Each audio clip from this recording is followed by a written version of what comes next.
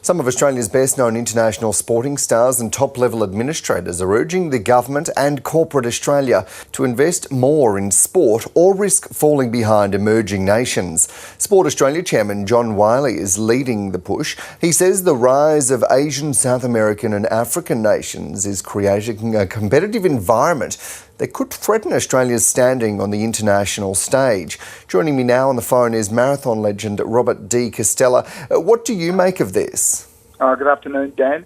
Look, I think John's spot on. I think, there's a tendency for us to be complacent.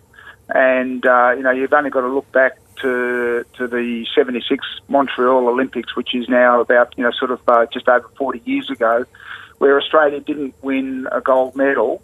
And there was a national outcry, and as a consequence of that, there was a significant injection of government funding into high-performance sport, and the Institute of Sport was one of those areas that really initiated the change. And I think we've sort of sat back a little bit, and the rest of the world is moving ahead. If we want to benchmark ourselves by world's best practice, then we've got to keep up with the times, and I think we're slipping very quickly behind.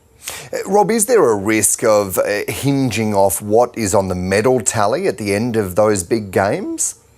Oh, yeah. Look, I'm very much against benchmarking and measuring our success by the number of medals that we win. I think, you look at sports, say, a sport like netball, which is a major Australian national sport that doesn't even compete at the Olympic Games. So if you start only focusing on sports where there are medals and you start focusing on sports where there are a lot of medals and maybe not a lot of international competition, then I think that's a very slippery pole that you start going down, and I'm very much against that. I think we should be focusing our resources and our limited resources into our Australian cultural sports, things like swimming and athletics and basketball and netball and sort of the high performance development, youth development programs in some of the professional sports like rugby and cricket and things, which is what the Institute did, sort of 10 or 20 years ago.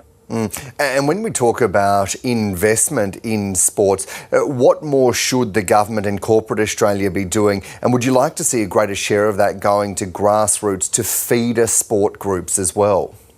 Yeah, I think so, Dan. I think it needs to be right across the whole spectrum, from the very much the grassroots, the skill acquisition programs. We know we've got an epidemic of youth obesity and inactivity, and especially with the society that we have with technology leading such an attractive sedentary option, we need to find ways to invigorate and to excite and to stimulate participation in grassroots sport from a very young age all the way through. So that's, I think, really important from a health perspective and a well-being perspective, and from a high-performance perspective, which also inspires and drives participation.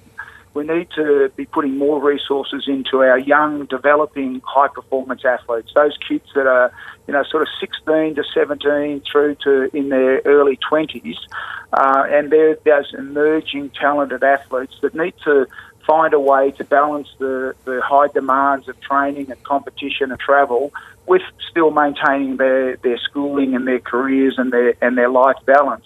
And I think, they're really important areas for us to focus on. And then obviously the very pinnacle, making sure that our national athletes and national teams are resourced so that they can compete on a level playing field with the rest of the world.